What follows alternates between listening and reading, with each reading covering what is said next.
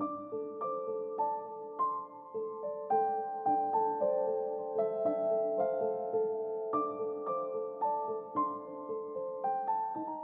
everyone, welcome back to my channel, or welcome if you're new here.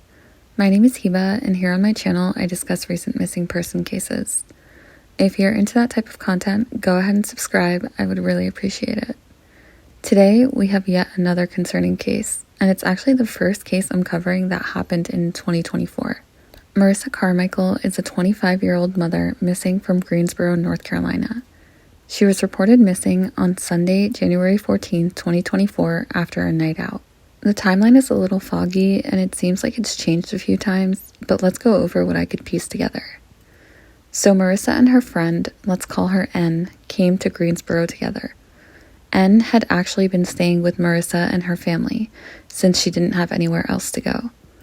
Marissa and N met another friend, who we'll call MD, at a bar. The three then left the bar and went back to MD's place.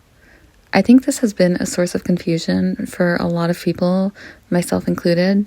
Some reports state that the two were at an Airbnb, but that comes into play a little later that night. When at MD's, Marissa decided to take a nap. While she was napping, the friend she originally came with, N, left to go see her boyfriend, leaving Marissa and MD together.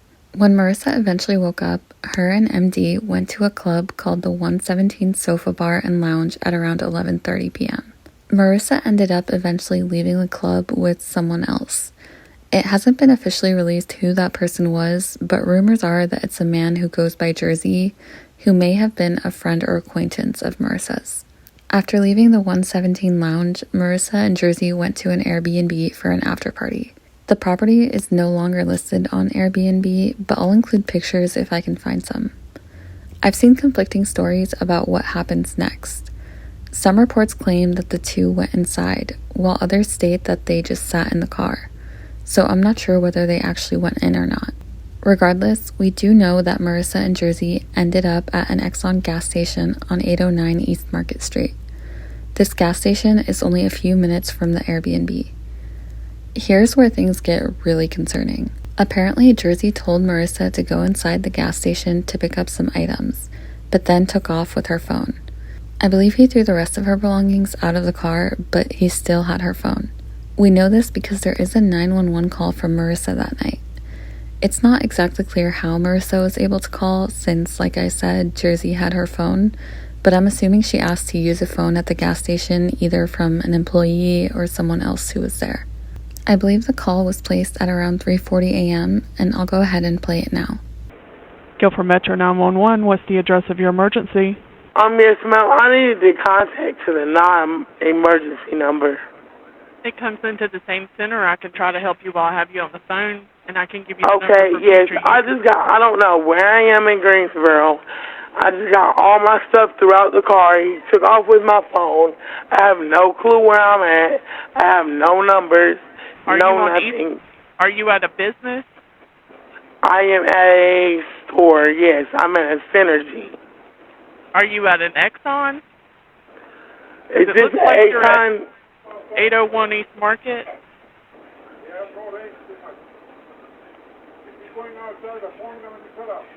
Okay, it's an Exxon, yes. Okay, what's your name?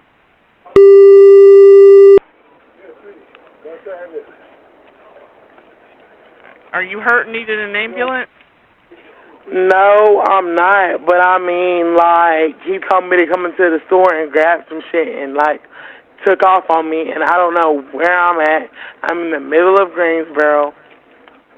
He took my phone. I don't have my phone. Yes, back to my house.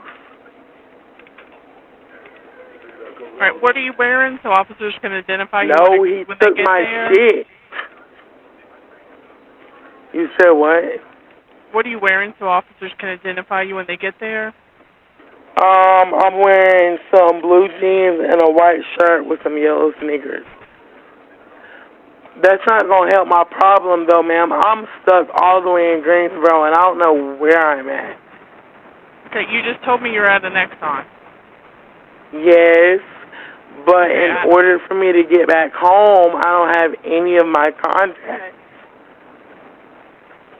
Okay, I'm going to send an officer out there to see if they can help you in any way. Okay. All right, they'll be there as soon as possible. Okay, thank you. Uh-huh. So right off the bat, I feel like Marissa sounds off, either really tired or under the influence of something, which wouldn't be too surprising considering it's late and she's been out. It just makes me question if she was potentially given something by someone, or like I said, if maybe she took it herself. In the call, we can also tell that Marissa is concerned and keeps saying that she doesn't know where she's at and that she can't contact anyone because the man took her phone. I believe Marissa lives about half an hour away from Greensboro, so it's not surprising that she doesn't know where exactly she's at or doesn't know the area well. The 911 call concludes with the dispatcher saying an officer will get there as soon as possible. This next part is wild and infuriating to me, and I'm sure you'll feel the same way.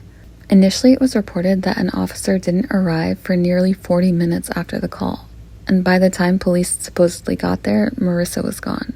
This on its own is unacceptable. It was around 4 a.m. at the time. Marissa was clearly in distress and kept emphasizing that she didn't know where she was and that she had no way of contacting anyone to come help her. This gas station also isn't in the best area, and a lot of people are in and out this late on a Saturday night / Sunday morning. Surely this is a critical situation, and a wait time of over 30 minutes is not acceptable in my opinion, but let me know what you think in the comments. Shockingly though, it just gets worse. I was able to speak with Marissa's mother, Sarah, and what she told me left me speechless, like truly speechless. According to Sarah, officers actually never even arrived to the gas station. Even right now, I'm just really speechless and don't know what to say if this is true. It's not like this is a small town with 5 police officers, which even if it was, it's unacceptable not to respond to a call, but maybe then I could understand a longer wait time. According to GreensboroNC.gov, Greensboro Police Department is comprised of 674 sworn law enforcement officers. Obviously not all are on duty at the same time, but Greensboro has one of the highest crime rates in America, so surely they should be responding to calls. Like I said, this just leaves me baffled and speechless, and I can't imagine how angry her family must be. If officers had arrived in an appropriate amount of time, or at all, it's possible Marissa would be at home with her kids and family right now. I really hope this is a miscommunication and the officers did go and check. But back to we know about what happened. After the 911 call, someone else picked Marissa up. Initially, I assumed this person was a stranger or potentially even Jersey who left Marissa there in the first place. I thought it was possible that he may have gone back for her and that the two left together. However, according to Marissa's mother, it turns out that the man who picked her up was someone from the Airbnb that she was at earlier, but this hasn't been 100% confirmed. Again, the identity of this individual has not been officially released, but rumors are that it's a man named Sean. The reason we know who this individual is because there was further contact from Marissa after she left the gas station. There are calls and even some screenshots of messages as well. At 5:08 a.m., about an hour and a half after she was picked up from the gas station, Marissa attempted to call her mother twice from Sean's phone. Unfortunately, her mother was asleep and did not answer. Marissa then called her father, who did answer. Marissa told her dad it was an emergency and asked to speak to N. Like I mentioned earlier, this is the friend she went to the bar with and that had been staying with Marissa and her family. Her father went upstairs to find N asleep in Marissa's bed, which honestly I find kind of ironic. According to the family, Marissa and N spoke very briefly and then N went back to sleep. She didn't wake up Marissa's mom or tell her dad anything. When Marissa's mom woke up, she asked N where Marissa was. N told her that the call at 5 a.m. was about Marissa trying to get home. Marissa told N that Jersey, the man who left her at the gas station initially, has her phone, and asked N to reach out to him so she could get her phone back. N told her that she doesn't know the man and has never met him. But if this is true, why would Marissa ask N to contact him in the first place? I don't think Marissa would just randomly ask N unless she thought that N knew the man or had some way of contacting him. On top of all that, Even if she didn't know the man Marissa was referring to, why wouldn't she try to help her friend get back home? Potentially call her an Uber or something, or at least wake up Marissa's family or inform them of the situation so that they could help Marissa. I don't like to be judgmental, especially in cases like this, but I really question some of the friends in these cases. Marissa and her family were kind enough to let N stay with them, only for her to let her friend down like this. I think it's disrespectful for her to come back to Marissa's home without Marissa herself. According to the family, N has not been staying at their home since Marissa disappeared. I want to be clear that I'm not blaming the friend or think that she's necessarily involved in Marissa's disappearance. I just wish friends would stay together or at least make sure everyone gets home safely if they don't.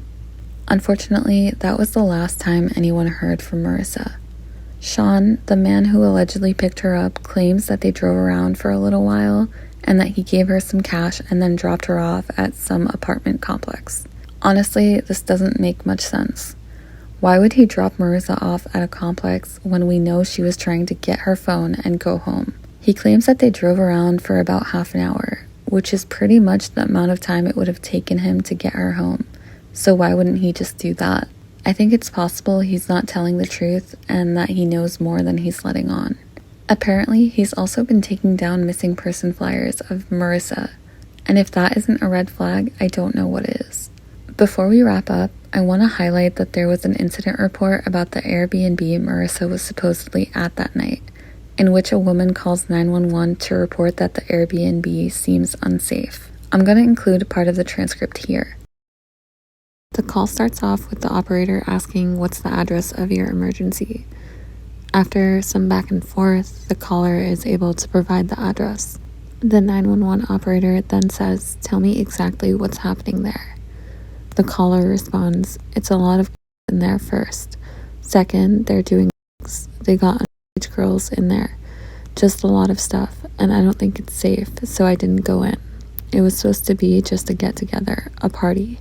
The caller then goes on to say, "There's guns on the dresser everywhere." The 911 operator then asks, "And what type of drugs are involved?" To which the caller responds, "Weed and cocaine. And then I saw girl taking E's." Marissa's mother believes it's not Marissa's voice on the call, but law enforcement did not confirm or deny that. Regarding the claims made in the call, 2 officers arrived and did a walkthrough but did not observe anything noteworthy. I'm not sure if this has anything to do with Marissa's disappearance, since we don't even know if she ever went inside, but thought I would mention it since it is the same Airbnb. When it comes to this case, there has been a ton of rumors and even bashing of Marissa's family and even Marissa herself. The reality is, no one is perfect, but it doesn't mean that they don't deserve to be found. Marissa's family is desperate to bring her home and has been organizing their own searches, putting up flyers, and speaking to people in the area. They believe it's possible Marissa may be held against her will and trafficked. GPD has been very tight-lipped about this case, which is hopefully because they know more and are doing more behind the scene. Ultimately, I hope someone comes forward and that Marissa is brought home safe to her family. Marissa is 5'4" and weighs 260 pounds. She has long black and blonde braids and brown eyes. At the time she was last seen, Marissa was wearing a white Tweety Bird shirt, blue jeans, and yellow sneakers. If you have any information, please contact the number in the description below. Thank you so much for watching this video and for listening to Marissa's story. Don't forget to subscribe and like this video, and I'll see you in my next one.